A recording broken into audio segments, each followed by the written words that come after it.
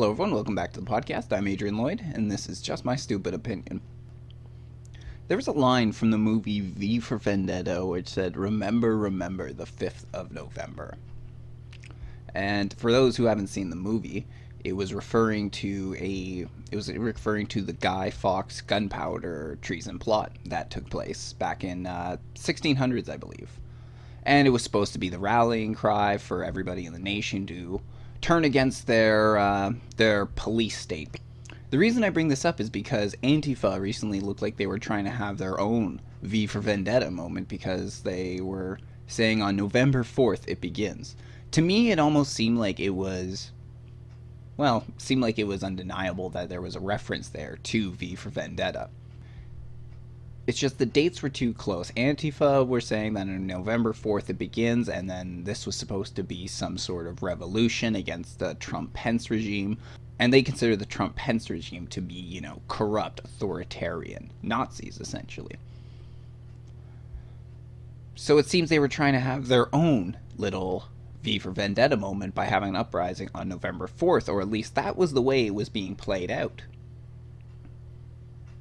Well, November 4th came and went, and it was quite disappointing. There were little pockets of protesters here and there, but all in all, there was really nothing to report on the day. In Texas, they saw some protests, and a few other cities or in small towns around the world, but these were not the big revolutionary protests we thought they were going to be. On the low end of things, we were promised massive protests. On the high end of things, we were promised riots and, hell, revolution. Probably trying to unseat the President of the United States. Well, it was a whole lot of nothing. As Van Jones would say, it was a nothing burger. So Antifa seemed to have dropped the ball once again, promising us something big while delivering us something small. The more and more I watch these guys, the more and more they really do seem like people who have never really faced much of a challenge in their life. And it is true because many of them seem to come from affluent neighborhoods, affluent families. How many of these SJWs, Antifa members, come from, Ivy League colleges? We've heard about this stuff at Yale, at Harvard, and all over the place. So they have all these hopes and dreams of changing the world, being a member of the downtrodden and fighting for them. Some sort of personification of the Rebel Alliance from Star Wars, as I guess would be the closest example I could give you, is they see the current sitting Trump government as pretty much the empire, and them as the revolutionaries fighting for freedom and against fascism. See, a lot of these kids come from rich families. You don't go to Yale or Harvard or Brown or Princeton or one of these other schools when your parents don't make much. You're either taking on a shit ton of loan or you got a bit of money, and most of these kids have a bit of money, I would say. So when you really think about it, these kids and their family members are kind of part of the problem. They are part of the wealthy, the affluent that everybody likes to talk about. Yet they don't want to appear that way. So at the same time, they need to put themselves in the downtrodden category as their rights are being infringed on. They're essentially willfully blinding themselves to their own truth. It's right there in front of them. Hell, being at those universities is proof. For most of those kids there, I would say a good 75% and more, being at those schools is proof of the life they've lived. So this sort of guilt has overwhelmed these Antifa members and, all their affiliated groups. They feel this guilt so strongly that they have to convince themselves that they are not part of the 1%, not part of the wealthy, not part of the problem. The more that somebody tries to present an image of themselves that isn't true, the more they are trying to hide from themselves. They're trying to portray themselves in a certain way to mask their insecurities. A good example would be how much of these Antifa members act really tough. But they're really not. They may be very confident in their groups, when they're all mixed in together and they have people outnumbered and overwhelmed. But whenever it comes down to a one-on-one confrontation, these Antifa members bitch out. And sometimes there can be a group of them and they bitch out, and it doesn't always have to be a violent confrontation. They'll bitch out in talking to the media, they won't express any of their views, and talking to the other side is just, no, there's none of that. There will be no talking to the other side.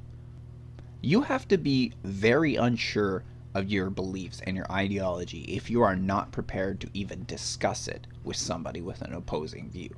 Because if your conviction was that strong, then bring on the criticisms, bring on the comments, bring on the arguments. And as much as the masks and dressing the same, maybe it is so that way they can commit crimes and not be identified.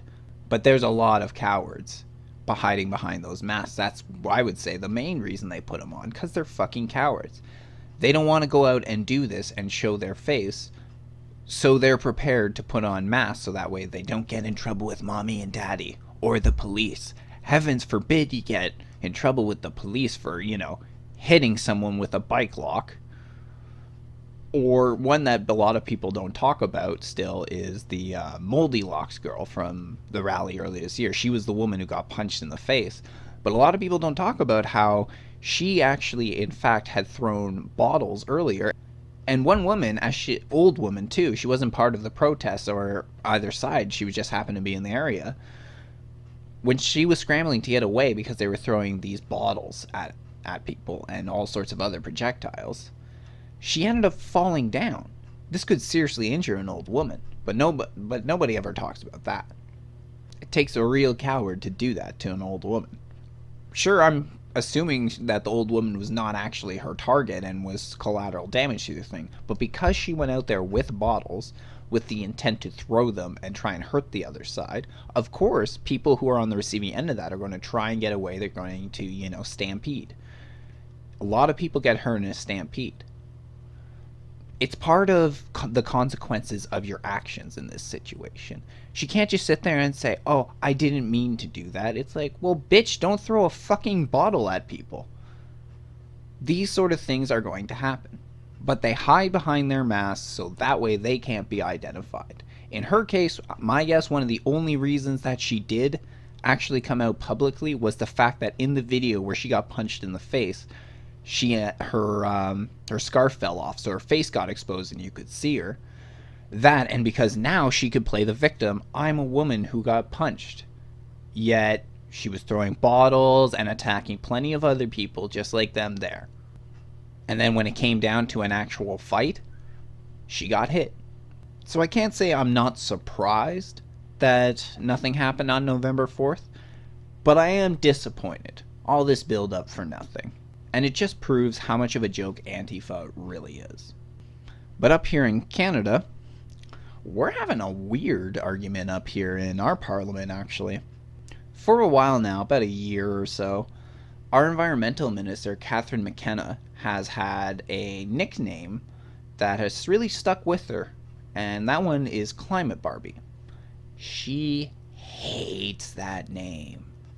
She hates it. It also came up about a month ago. Maybe it's starting to push 2 months now. It was tweeted out by a conservative MP, and she's a liberal, but we'll get to that story in just a second. It came up very recently over the last few days because after a meeting in Vancouver for all federal, provincial, and territorial environmental ministers, she was doing a press conference after the meeting, and Rebel Media happened to be in the audience.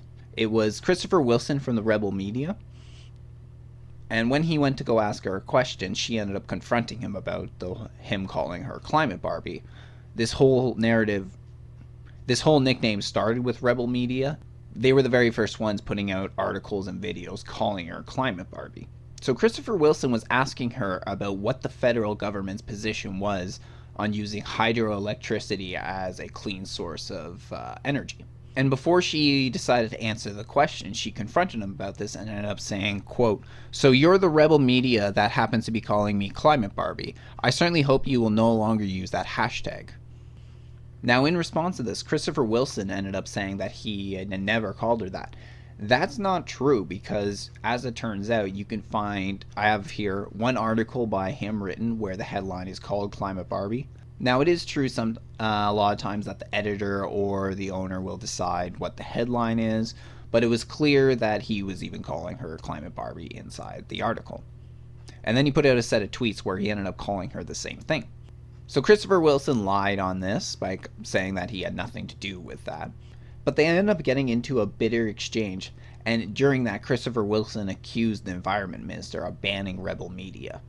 In the past, the environmental minister had banned them from climate conferences, and that's because rebel media has taken a very aggressive stance on climate change. They don't believe it at all.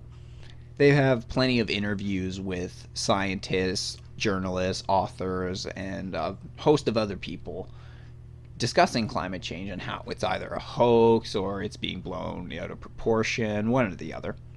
But as this exchange came to an end, Catherine Mckenna ended up bringing her daughters into this, and she ended up saying, quote, "The reason I am asking you not to do this is because I have 2 daughters. There are a lot of girls who want to get into politics, and it's completely unacceptable that you do this." So that's the most recent drama with the whole Climate Barbie situation that happened over the last week. Now, going back a month or two, as we look into what happened last time, last time the controversy came over Twitter. A tweet was put out by conservative MP Jerry Ritz, who was actually on the last legs of his career. He ended up retiring on either October 2nd or 3rd of this year. And what ended up happening is that Yahoo Finance put out an article that said no major advances industrialized economy is currently on place to meeting the Paris commitment. We've all heard a lot about the Paris Climate Agreement. It was signed on by 195 countries, excluding America, though Trump pulled out of it. We're going to get into it in a little bit, but we'll finish this up here. So while this started making the rounds on Twitter, conservative MP Jerry Ritz ended up tweeting out, he said, "Has anyone told our Climate Barbie?" So when this was put out, and I'm sure Environmental Minister Catherine Mckenna really was hearing a lot about this from rebel media over the last year. When this MP tweeted out what he said, she lost her shit and ended up tweeting back to him, "Do you use that sexist language about your daughter, mother, sister? We need more women in politics. Your sexist comments won't stop us." Now, I understand Climate Barbie is supposed to be derogatory. It's a nickname. It's a bad nickname, of course, for her. But sexist because you're making the claim that they're saying Climate Barbie. I'll be honest. Whether man or woman or whatever, can't believe I have to say that now, whether man or woman or whatever gender you are, I want you to be able to have a little bit of thick skin in politics. So this sort of name, Climate Barbie, while it's a bad nickname for her and she may hate it, it's just part of the job. This is part of politics, and politics has been this way for a long time. It's descended into name calling and this bullshit. So I like my politicians to have a little bit of thick skin, especially how these are the people that are deciding the fate of the world, the direction of my country, and whether we go to war and all that shit. I know she's the environmental minister, but this is just a generalization for people in government. I want them to have thick skin. So the fact that she's getting so pissed off about being called Climate Barbie to me shows that she doesn't really have a thick layer of skin. So maybe something like politics, where you get a lot of criticism and a lot of name calling, isn't the best place for you. Because politics, whether it's been in Parliament or whether it's in the public, all over the world, it's name calling, even if they're more professional inside Parliament. Once you get outside and you're on the street, it all turns down into my side's right, your side's wrong, name calling. Libtard, conservative, and everything else in between. Control, left, alt, right, delete. So if you really can't stand being called the name, then you shouldn't be that involved in politics, to the point where you're, actually a sitting MP. And some will view this as actually sexist because he's saying he's trying to equate her down to a Barbie. The reason I think this is a little dumb to go on a tangent talking about misogyny and sexism is, first of all, one thing that has bugged me, I hear it so much, is misogyny and misogynistic. That is literally saying a hatred of women. A hatred of women. So the word misogynistic and misogynist get thrown around so goddamn easily, when really they're actually one of the most serious accusations you can make. It's actually a more serious accusation you make than sexist, because sexist means you have biased views towards gender. Well, misogyny is an actual hatred. But people use these terms interchangeably these days. And for Christ's sake, look at what has been said about Trudeau himself. He's been called a shit ton of names by men and women. But does that mean that those women who have called him those names are also equating sexism because they are being derogatory and breaking him down because he's just a pretty boy with a nice set of hair? Even though he is just a pretty boy with a nice set of hair. But does that mean those women are sexist? Because if not, then why do we, when we flip it the other way, is it considered sexist? People will say because of the history in politics and because women don't have as much representation. Well, that's not good enough for me, because then we're also talking about a double standard. It's okay one way, it's not okay the other. We have to be consistent. If it's sexist one way, it's sexist the other way. Or it's a double standard. Now, there are improvements that could be made to the political realm and all over. I mean, how many sexual harassment charges have we heard recently? I know I'm getting tired of hearing about all of them. The other reason I don't like it is because it's such an easy accusation to throw around, and it can have detrimental effects. Being called sexist, misogynistic, women-hating, that can have detrimental effects in the public sphere, in the business sphere, in the political sphere. And when you just say that somebody's sexist because they made a comment, you're also equating that to Harvey Weinstein or someone like that. People are saying he's sexist and misogynistic. And you know what? Misogynistic may have actually been a perfect word for Harvey Weinstein. For how many women he's been charged with raping and sexually assaulting. If it's not a hatred, it's a huge disrespect for women.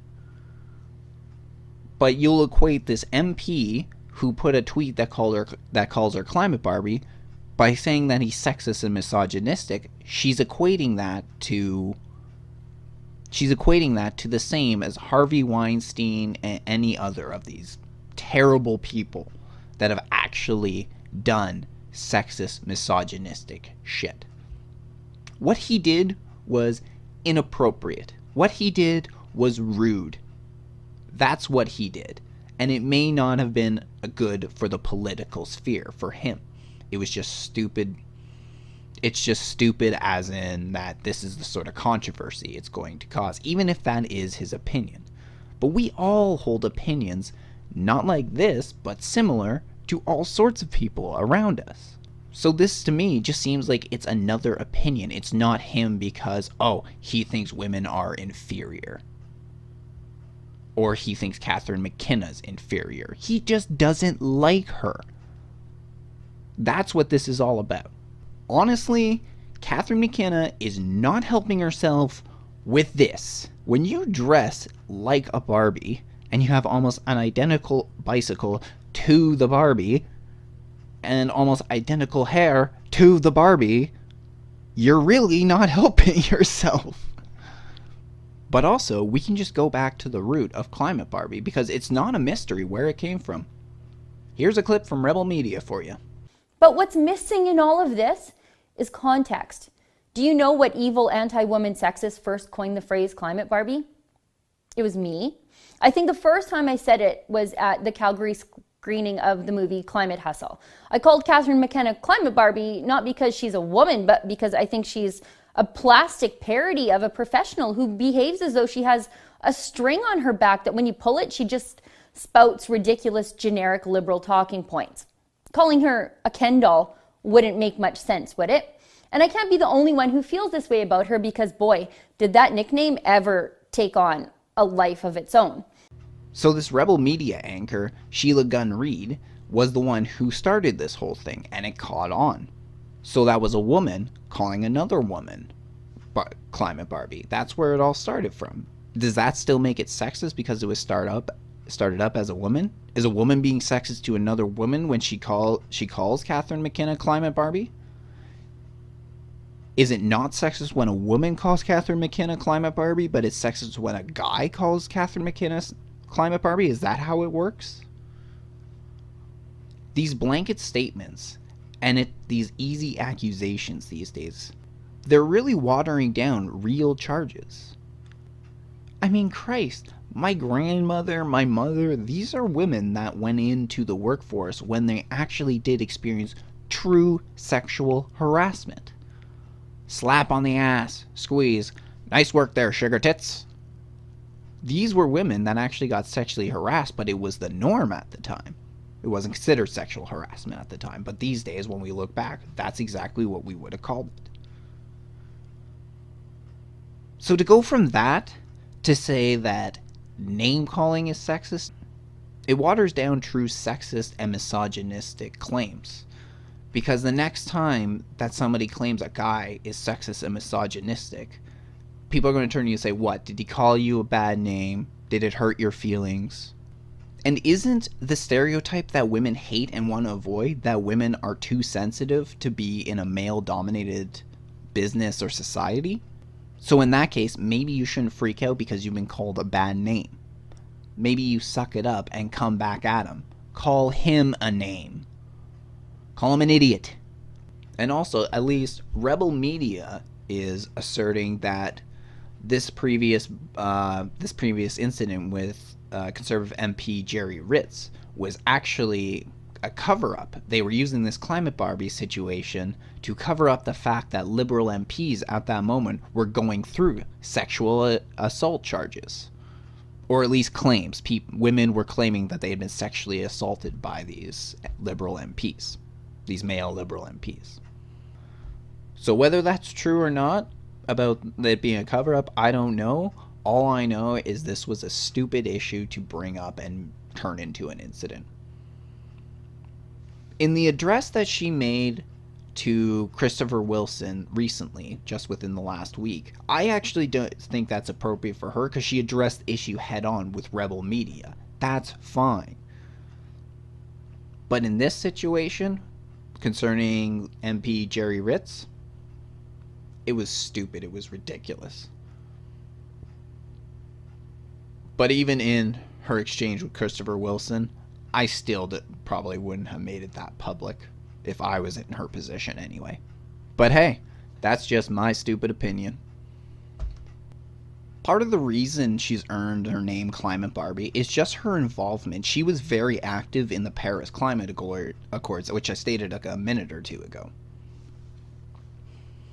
She was sworn in, and within something from like a few days to a week, or maybe a little bit more after she was sworn in as environmental minister, she was off to Paris in order to work in this agreement. In the Paris Climate Agreement, all countries, actually, this seemed to be a first time, they were saying they were not only going to limit their greenhouse gases, but they were going to reduce their greenhouse gases.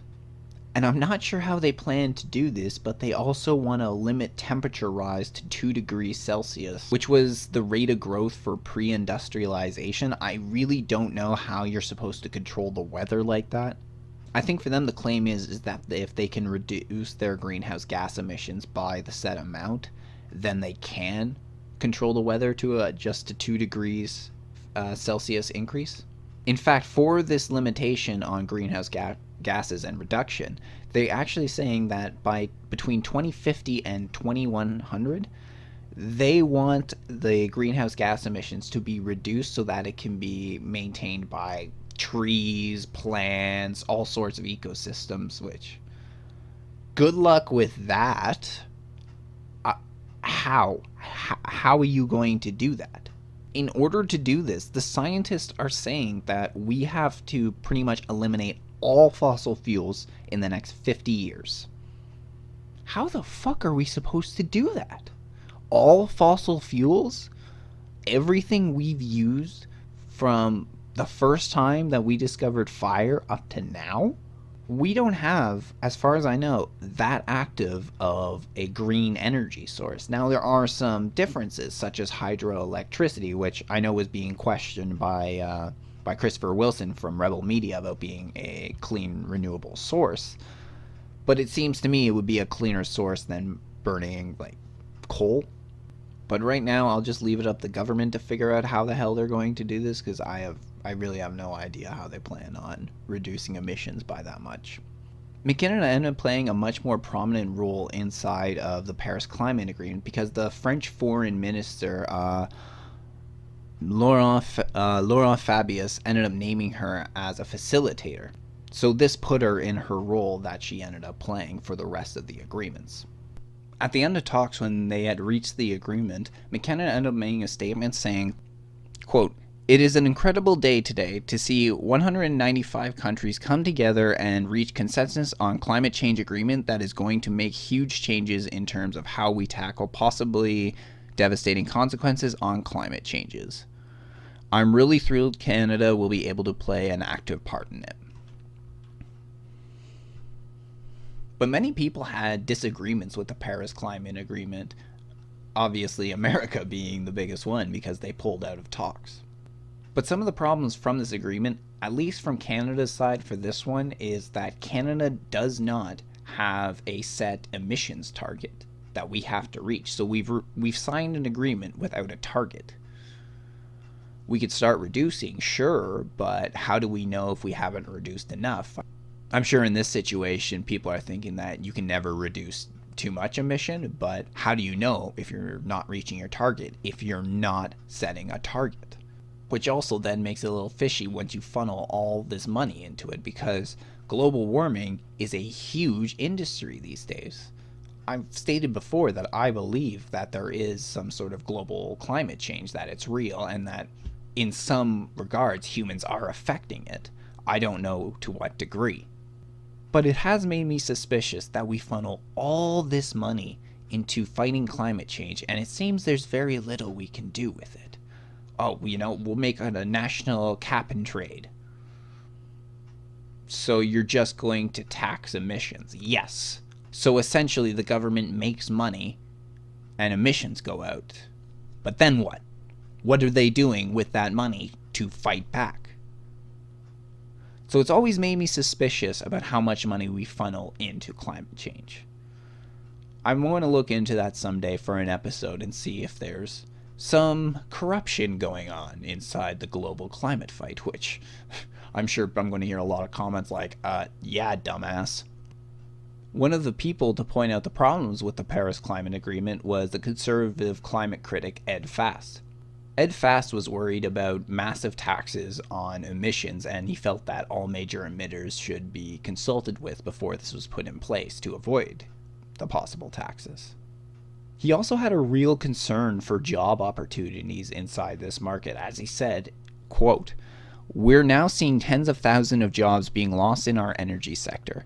That will continue going forward. It's going to take realistic, prudent policies to allow us to meet our climate change commitment, yet ensure that our economy continues to grow," end quote.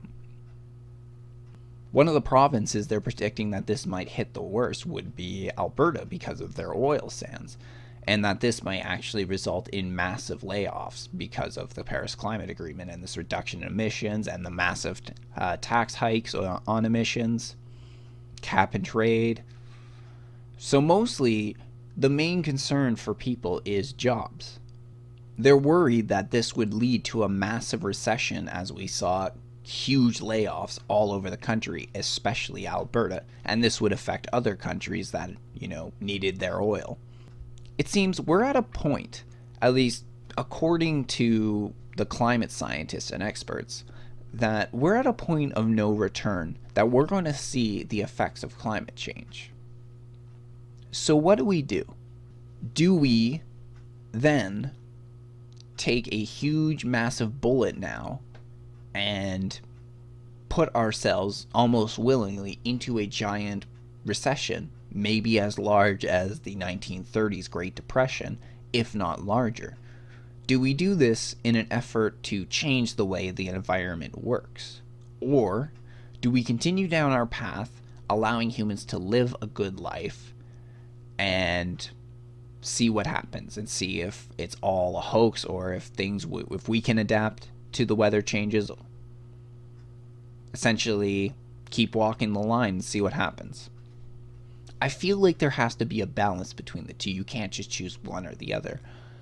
You cannot sacrifice everybody's standard of living right now and everybody's jobs and livelihoods in an effort to fix this problem that you're not even sure if you can fix, and you're not even sure if it's necessarily us that is the cause. While there is a lot of evidence to maybe point in this direction, the jury is still out as far as I can tell as to whether humans actually play a significant role or whether they play a very minimal role in the change. And one thing is if these changes in the climate are actually very minimally involved with humans, that it's actually a much more natural process, then that might indicate that in fact there is something to hide inside the scientific global warming community. That maybe there is global warming, but maybe one of the reasons that it's been emphasized so much is the fact that they receive so much funds off it. It's possible.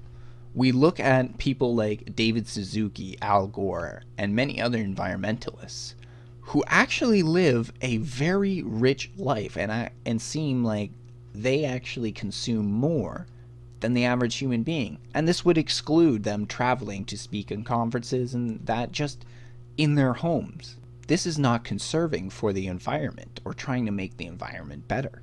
However, in terms of the job loss, on the other side, the rebuttal to this argument to Ed Fast that there will be massive job loss, and the response actually comes from the CEO of Globe, and Globe runs the corporate sustainability conferences, and they actually say that the Paris Climate Agreements would open doors for jobs. Nancy Wright ends up saying that, quote, "We've been highly exposed to job loss because of Alberta, and the fact that our economy in Canada relies quite heavily on oil and gas revenues. By developing our clean technology sector in Canada, it helps buffer things like that," end quote. But how can people really know what's going to happen?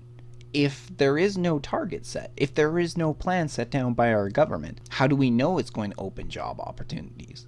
Thing is, we could probably predict job loss better than job opportunities. So I can look at the numbers that is being presented about job loss and see those as, even if they are maybe a bit inflated, as being a real possibility. But whenever people are guaranteeing jobs, that's always where things get a little more sketchy, especially in this situation. Once again, no plan. How do you know how many jobs you need?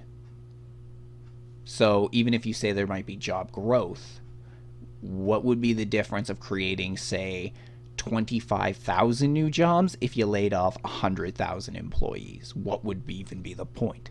You still have 75,000 people out of work. Also, in order to learn about what some of the problems were with the Paris Climate Agreement, at least as stated by conservatives and people on the right, I ended up turning to an article from the Toronto Sun and ended up saying that they claim Canada will meet its Paris Climate Agreement commitment made by Trudeau in December 2015 to reduce our industrial greenhouse gas emissions by 30% below 2005 levels by 2030. That means Trudeau, Mckenna, are claiming that with Canada's emissions having gone up by 33 megatons annually in the 7 years between 2009 and 2015, they can reduce them by 205 megatons annually in the 15 years between 2016 and 2030.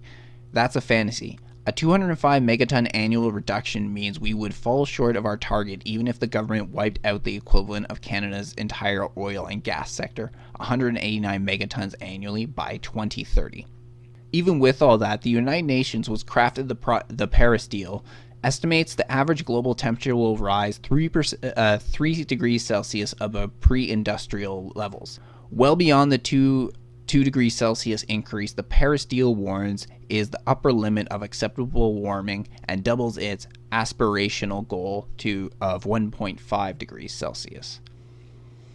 As The Guardian reported in November 2016, The UN report found that the emissions by 2030 were likely to reach about 54 to 56 gigatons of carbon dioxide equivalent a year, a long way from the 42 gigatons a year likely to be the level which warming exceeds 2 degrees Celsius. Also, other claims that are being made is that emissions are being underreported by some of the worst offenders. So countries such as India or China, which really do pollute a shit ton, they think that they actually may have been understating how much, which would put a huge wrench in the whole situation. You have to be honest with how much we're putting out in order to know how much to reduce. Otherwise, we're going by phony numbers, and you could reduce a lot, but then still not be making a difference. As per the scientists and experts say, this has to work. So this whole thing is led to the reason why Catherine Mckenna has been called Climate Barbie, is a lot of people felt she hasn't done a good job on the climate agreement, that there's all these holes and problems with it. So they don't trust her and they don't like her, and they're giving her a name such as Climate Barbie. But on a final note, in the Ottawa Citizen, after this whole thing happened where she confronted Christopher Wilson just a few days ago, the Ottawa Citizen was putting out a section which was called Today's Letters, which is where readers can write in and, put their 2 cents forward. There was one in specific that said the long history of Tory sexism I wanted to go over. And it says, it was interesting to read that Conservative MP Jerry Ritz has apologized for calling Environment Minister Catherine Mckenna a climate Barbie. That is the thing I forgot to mention in that original story, is during the exchange on Twitter, soon after Jerry Ritz apologized for calling her climate Barbie. And I believe, if I remember correctly, she also got a call from the head of the Conservative Party, Andrew Scheer, who also apologized for him calling her climate Barbie.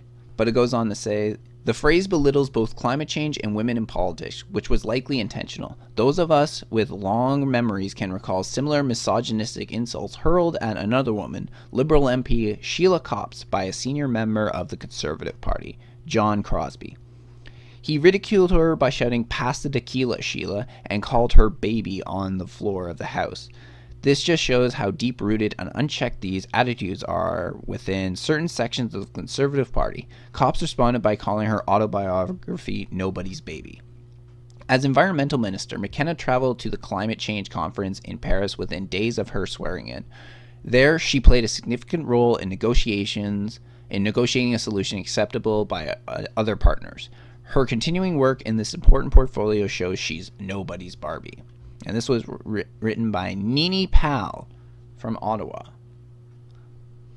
Well, I decided to look into this allegation by Sheila Copps. I had no doubt that it was real, but I went back, and this one example that was given as, the terrible history of sexism, this happened in the early 1980s. This incident with Sheila Copps. You can tell because her autobiography came out in 1986, and she was in Parliament till 1984 or 85. But she uses this example from the early 80s, back when we were still making these adjustments. That one was actually a little bit worse because it was done on the actual floor of Parliament, so that could definitely be a much more belittling and seen as a sexist remark. But even so, that was back in the early 1980s. But no example since then? No example from, the Harper government about that? Nothing when we had 11 years of a conservative government? It seems to me if there was a long history of Tory sexism, then in fact there would actually be a lot of examples she could give. She could say, well, there was this one, in last year, there was this one 6 months ago, there's this one 2 years ago, there was this 5 during the Harper regime, there was this one made by Harper himself. But she can't. She has to go back to the early 1980s. She had to go back before I was born. I'm 24. This is sort of the problem I see. We're being told that there's like a systemic sexist, misogynistic men running all around our country. Yet when you go and say, well, what examples do you have? What evidence do you have of this actually happening? It's either something very light, such as Catherine Mckenna getting called Climate Barbie, or it's a serious example that took place years ago. If there's a serious example, such as a pedogate, which is coming out of Hollywood right now, or pedowood, whichever one it is. I think it's pedowood, the hashtag going around for what's happening in Hollywood. If there was something like that, then absolutely. But you want to equate the same sort of intentions that somebody like Harvey Weinstein, as I've already stated in this podcast, you want to equate these people with people who just make comments that they don't like. The next story I came across caught my attention immediately because I was browsing through my CBC app on my phone. And probably my phone's similar to a lot of other people's, that if the headline's too long, it only gives you about half of it. So I'm scrolling through the CBC app, and I come across a story that just says, "We are at war." So it caught my attention immediately, because I'm like, fuck, who are we at war with? Jesus, I didn't hear about this. War? Yes, at war. The rest of the headline was, "We are at war here. Black and Latino residents fight gentrification in LA. Boyle Heights and Crenshaw neighborhoods resist being turned into white communities." So immediately I noticed the hypocrisy, which was that apparently whenever it's, black people, Latino, or any other minority coming into a white society, it's integration. But suddenly, when it's the other way around and we're looking to spread diversity in reverse and maybe put some white people into a minority neighborhood, suddenly it's gentrification. Now, the main argument for gentrification is that they say that, well, these white people come into our neighborhoods, they spend money, they start living there, and then, better shops start opening, rent goes up, and then we can't afford to live here and we need to leave. This has always been the argument for this sort of thing. I started seeing all these other articles saying, such as this one where it says, "What happens when white people move into your neighborhood?" Then we also have this one that says, gentrification doesn't mean diversity. And it just brought me back to those old articles, those old newspaper articles, where white people used to complain because a black person moved in the neighborhood, a Latino person moved into the neighborhood. In fact, that's where the old term comes from, "there goes the neighborhood." It was supposed to represent when a black person moved into a white neighborhood.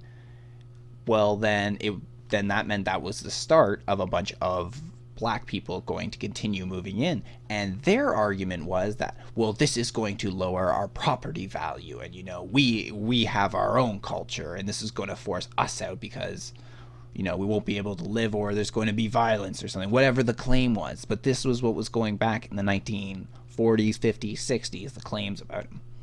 But suddenly, when it's in reverse, oh no, it's completely acceptable. White people are moving in? No, that's terrible. How dare those white people?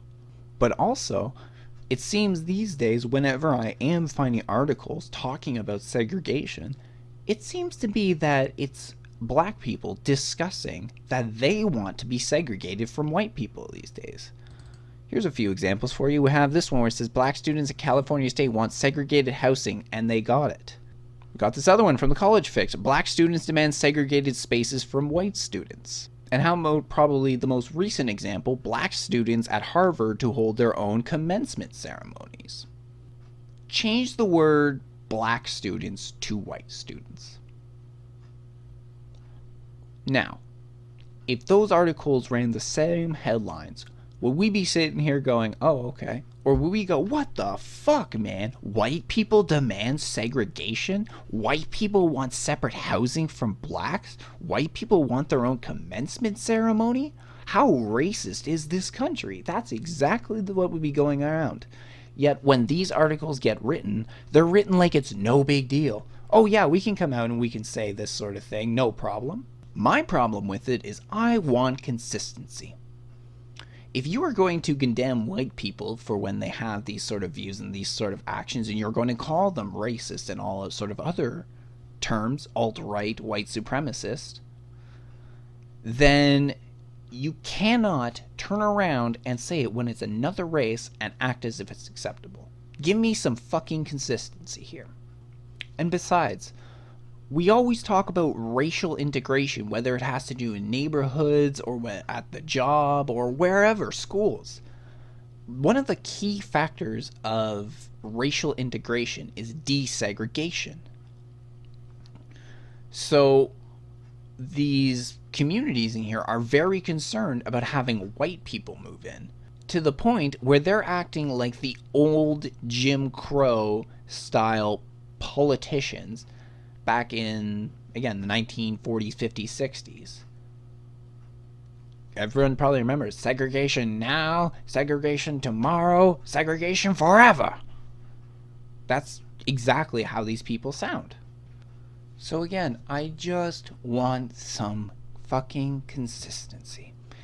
It's either diversity or it's gentrification all around. Because I've already showed you the headlines where they're calling it gentrification and saying all the terrible things whenever a white person moves into your neighborhood. But then when it's on the other side, such as these articles, is why diversity inclusion leadership is more than meeting numbers. Windsor newcomers flock to Wyandotte Town Centre for a taste of home. Or this one, Copaton, Toronto's diversity on a plate. LRT, opportunity of a lifetime for housing diversity, says expert. Vancouver's suburban malls become community hubs for newcomers.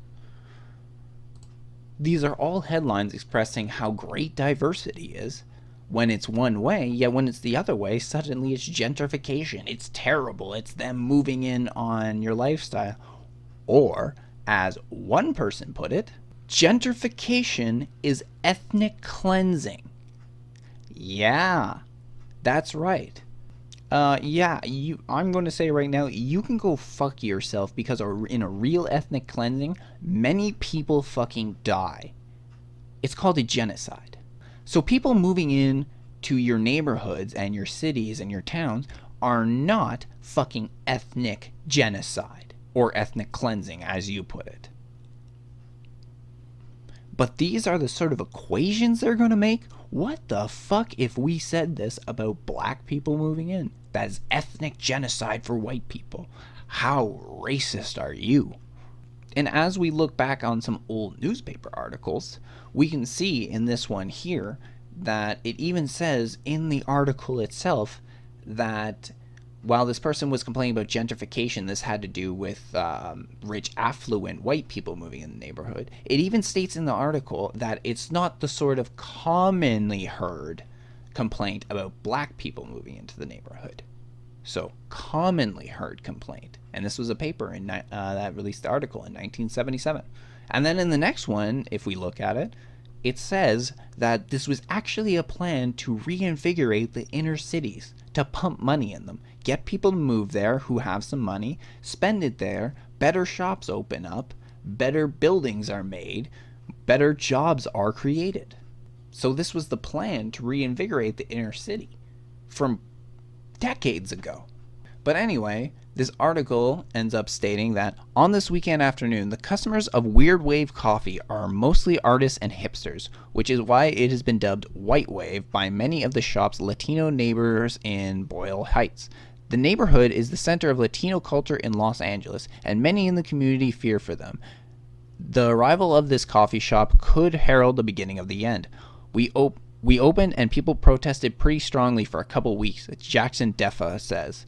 And then after it kind of died down, a couple of windows were vandalized.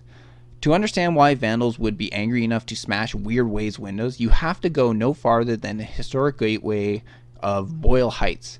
Mariachi Plaza. You need a mariachi? You come here. On this day, there's a guitarist sitting next to a fountain, strumming inaudibly, and one man practicing a simple tune on an accordion with his eyes closed. But there are a few musicians hanging around the square these days. One clue as to the disappearance of the mariachis lie across the street. Posted on a top of a building across the square, a sign that reads, "Stop Gentrification. 1 Boyle Heights by Boyle Heights for Boyle Heights residents," in English and Spanish. You know, I did hear a quote like that was pretty damn serious one time. It was called Ein Volk, ein Reich, ein Führer, which stood 1 people, 1 nation, 1 leader. That was fucking Hitler's quote. But you know what? That whole for Boyle people, by Boyle Heights people, residents, or whatever the fuck they say, sounds pretty damn similar to that. Because in that, when Hitler was saying that, he's literally talking about the one people that's uniting all the Aryans as a race. This is exactly what you're doing with this sign. You're saying it's for Spanish people, by Spanish people. So then what's the difference between for white people, by white people?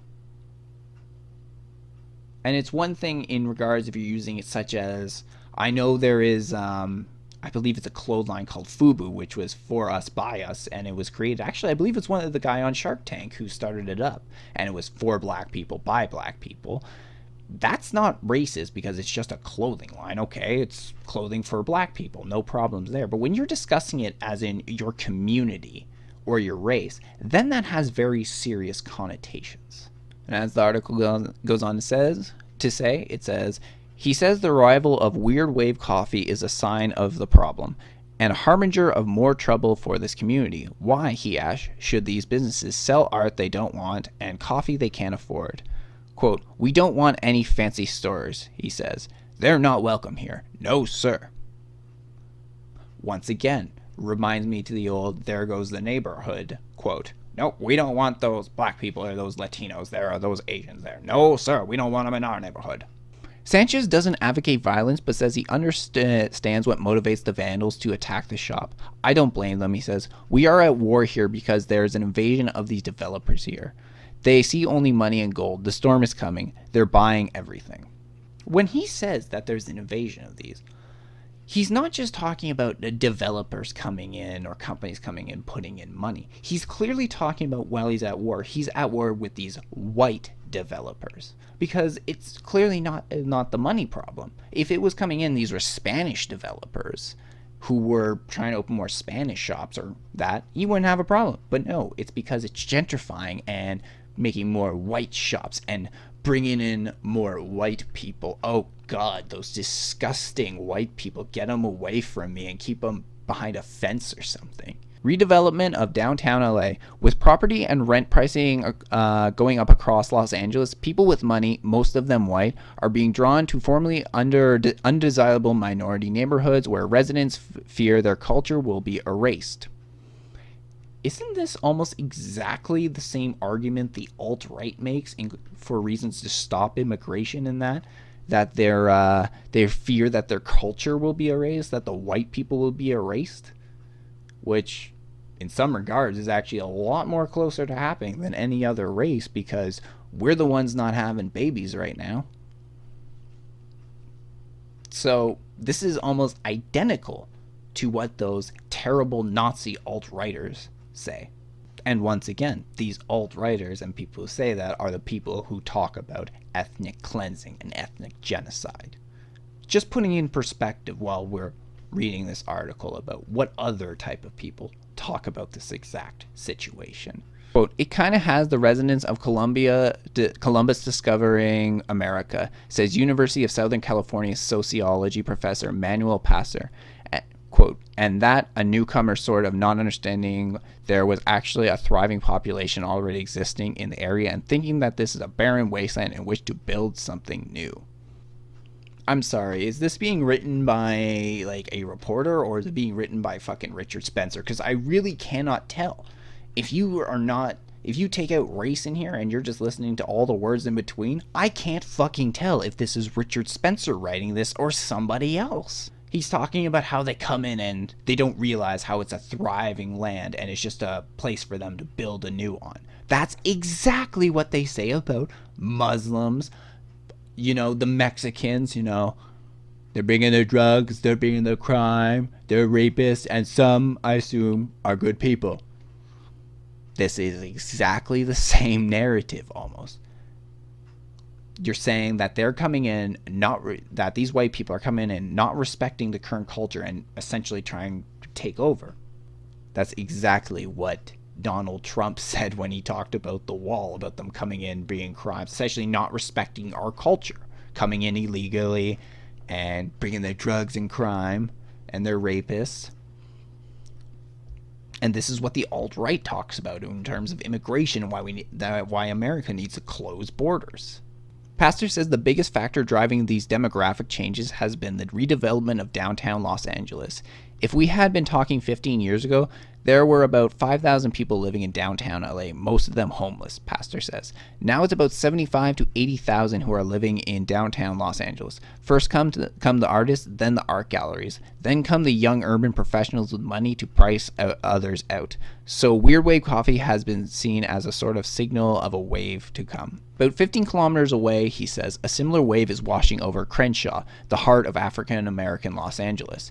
In a church hall, hundreds of angry residents have gathered to talk about what it seems like good news: a new light rail line, a new mail, and a new housing development. But just look at the promotional brochure, say local activists like Michael Beatty. They're clear proof that of who developers expect to attract. Many of the faces aren't African American. You know, we're bringing all these people in, we're attracting them, and none of them are white. Why are we bringing these people in? Am I a racist now? Oh, good, then this person is a racist too. The other thing about this too is I've seen like a lot of minority groups complain about their living conditions, about, you know, how they don't seem to have modern day light rails and other housing that is substandard. There seems to be all these complaints, but when it comes in and things like light rail, and they're starting to improve the city and areas and it's actually getting better, suddenly they're complaining that it's going to attract a bunch of white people. Now, I'm sorry if this sounds controversial, but considering how most of America is white, it's a little bit hypocritical to say you want the money from the government and then keep out 80% of the fucking population. Crenshaw is the last bastion of African American concentrated density in population in Los Angeles, Beatty says. We have business here. We have families who have been here a long time. This article sounds almost cut and paste from what white people used to say back in those back in the day when black people were starting to get integrated in white neighborhoods. We have business here. We have families here. We've been here a long time.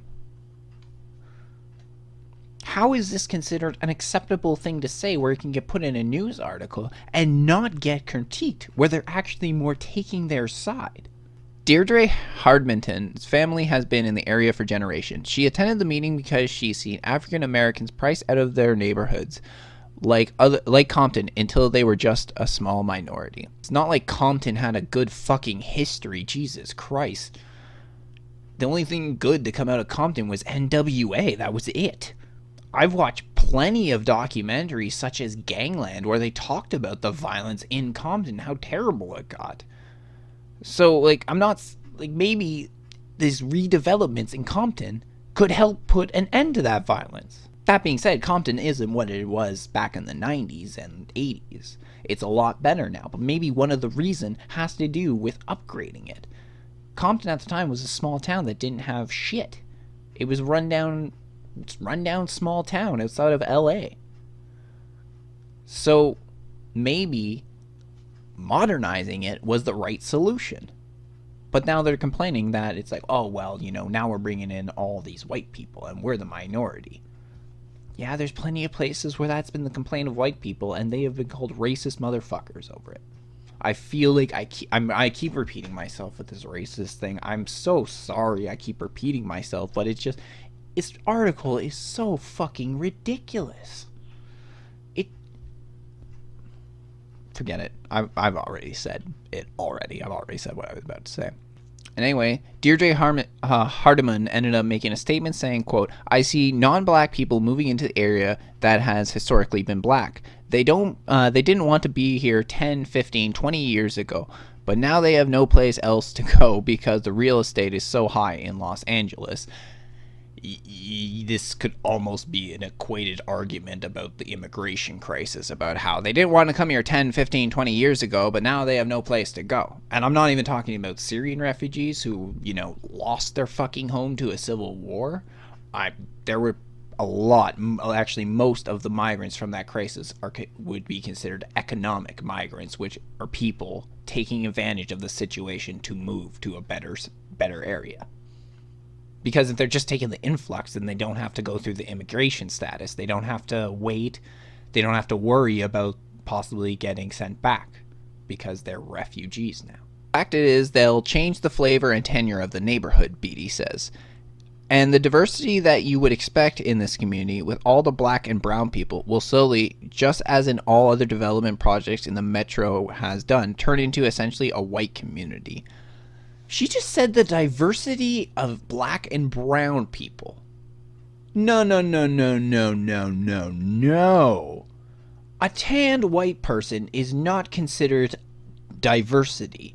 So it doesn't work the other way around. You don't get to say that you're diverse because you have a community of black and brown people. If you had a community of black and brown people, Latinos, Asians, white people, then you're diverse. You're not diverse when you're all the same color, essentially. Because my guess is when she's saying brown, she's not saying brown as in an Arab person, from the Middle East. She's saying brown as in a lighter shade of black. That is my assumption, and I will apologize profusely if I'm wrong, but I don't think I am wrong when I say that. Because, again, Compton has historically not been a place for Middle Eastern, but for black people. So, no, that is not diversity. Even though, as BD acknowledges, the developer behind the mall is himself an African American. I'll just leave it there. Quote, but he's also a developer, which means it isn't about culture or density. It's about how much money he's going to make, Beatty says. So you're saying they don't care about culture or density? Like when Richard Spencer talks about that, about how these Muslims come into our countries and they don't integrate and they just try and take over with their Muslim ideology. Which is, not going to lie, has happened. In fact, I shouldn't even say Richard Spencer on that, as much as he has talked about that. There's plenty of other people on the right who talk about that as well. And we've seen a lot of that since the migrant crisis, of a lot of people, Muslims and Middle Eastern people, came in and they're not adapting to the new society, and instead they're sort of transforming the communities that they're in into small little Middle Eastern towns. So while this might be true, if we're going to sit there and call people on the right racist and terrible people for saying this about Muslims or other people, some will say it about Mexicans and Latino people, they'll say the same thing. Asians, mostly I would say it has to do with language. If you'll hear them speaking a lot of Spanish or a lot of Asian, then it's like, well, why aren't they fucking speaking English? But if we're going to say this about people on the right, then this is equally as unacceptable.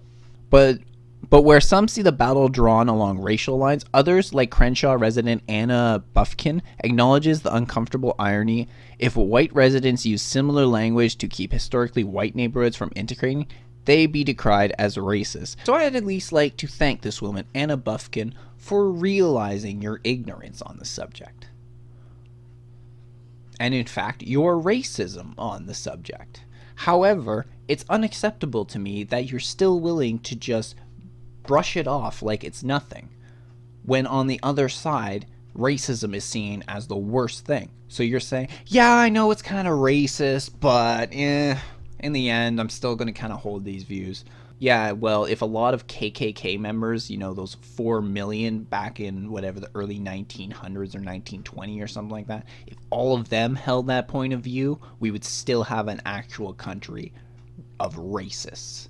And a lot of those people, those KKK members, were people in powers, mayors, governors, members of Congress. So maybe instead of saying this whole, I know it's kind of racist, but maybe you should actually change yourself. Because if all those KKK members and their preceding family members didn't change themselves, we'd still have them running around today, burning crosses on lawns in white fucking cloaks. But thankfully, they're a goddamn rare sight these days. So this woman, Anna Buffkin, ends up saying, quote, we do need investors, we do need jobs for the youth of the community. How is it going to help or how is it going to hinder us? I don't know. I'm on the fence. So really, it does seem to be her concern does have to do with along racial lines as well. She does see the advantages of it and how it's necessary, but she's still unsure. Well, aside for a bunch of white people coming into your neighborhood, what would be the disadvantages? Just because many superstores and conglomerates, most, are owned by white people, that doesn't mean that actually represents their culture, because white people come from all over. White people can range from the Mediterranean up to fucking Russia and the Great Britain, over here to Canada and America. So we have Italians, we have Greeks, we have Russians, we have French, we have British, and many, many different cultures in between that are unique in their own different ways. Those would be the white cultures.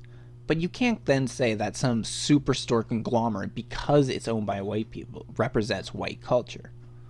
Because if you tell me that Walmart's my culture, I'll tell you, no way, man. I'm Italian and I'm Scottish. That's my culture. Which means I love my pasta and I love my beer. And I got my ginger beard. That's what my culture means. Beer, pasta, pizza, beards. I love it.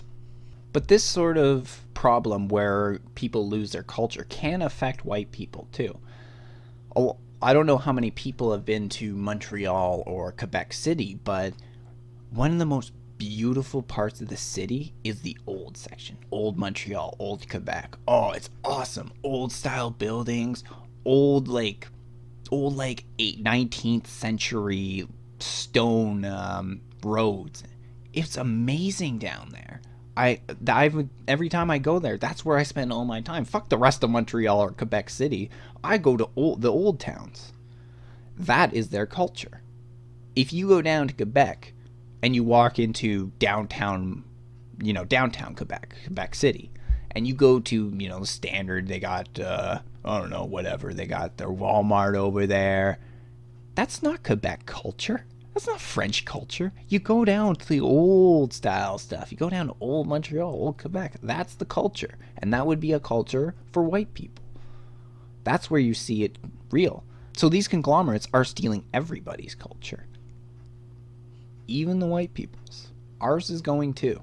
Because of these superstore corporations that just want to keep building to every possible corners of the country.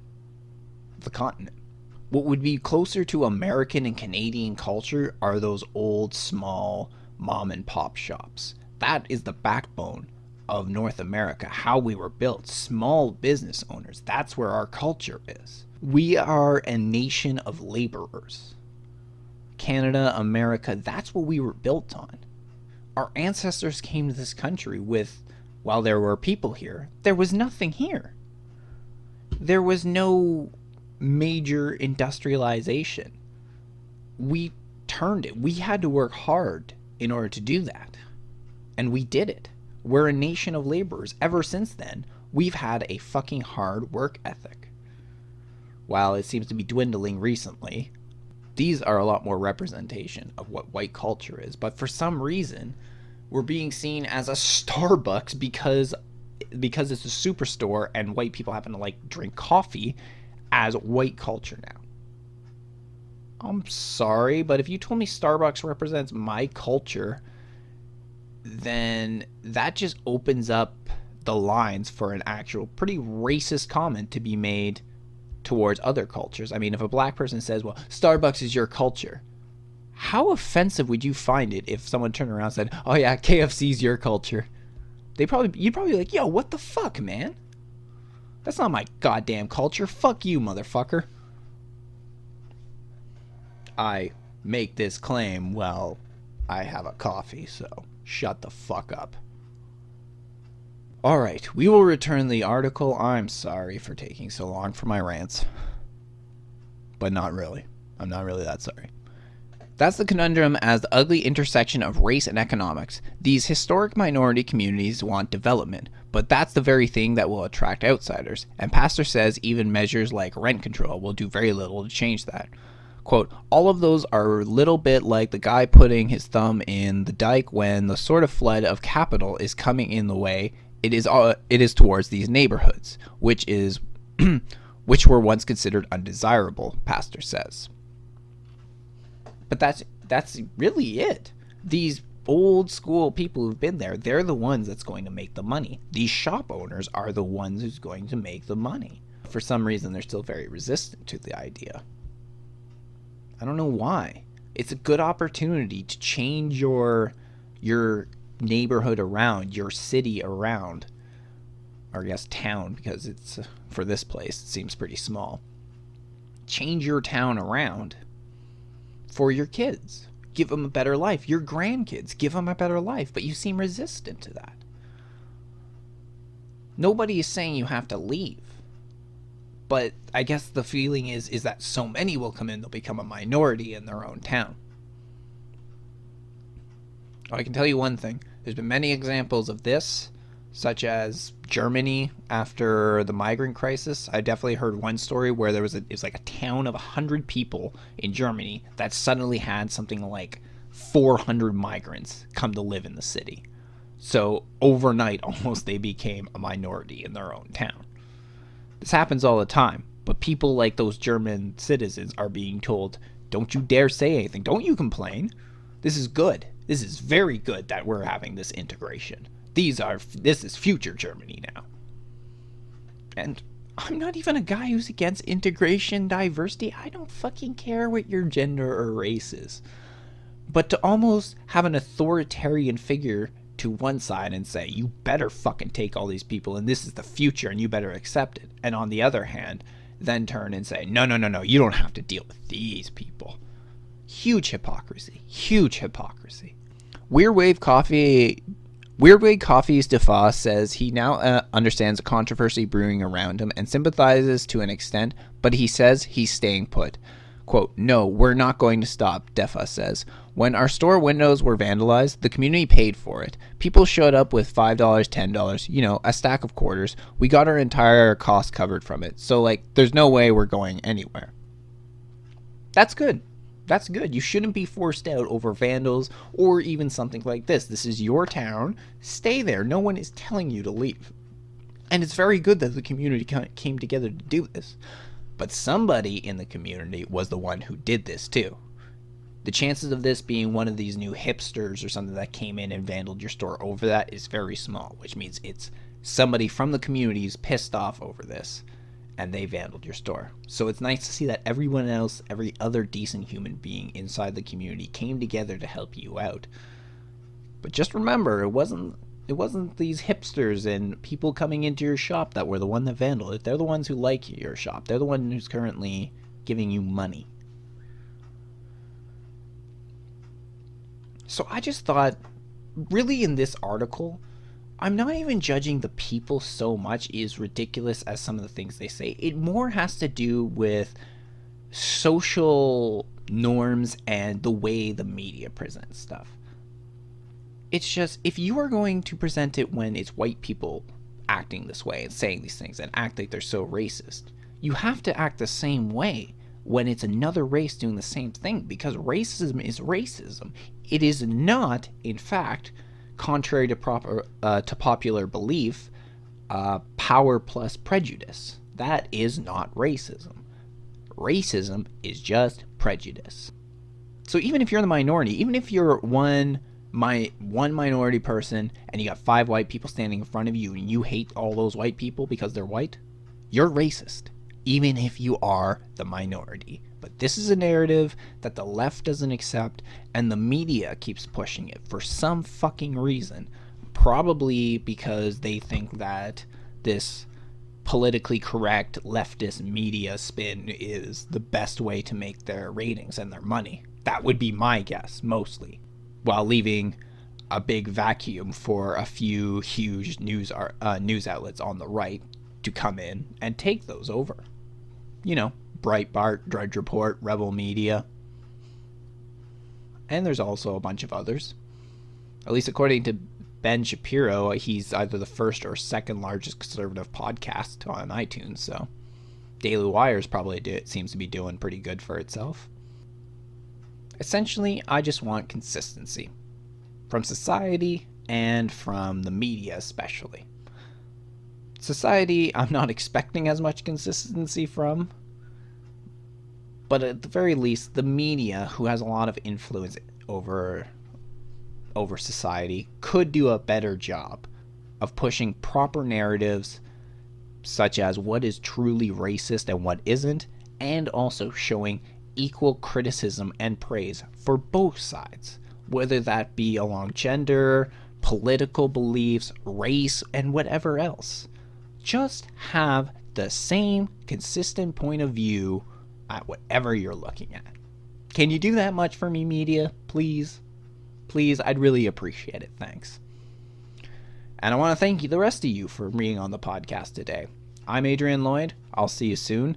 And actually, I will be coming out in a day or two with at least a shorter episode just talking about there was a shooting in a Texas church today on the 5th of November, and it said like something like more than 20 people are dead. So I'm going to look into that. There just was not enough information before I went on my podcast to actually talk about it. So tomorrow, or then within the next couple days, I'll make an episode about that.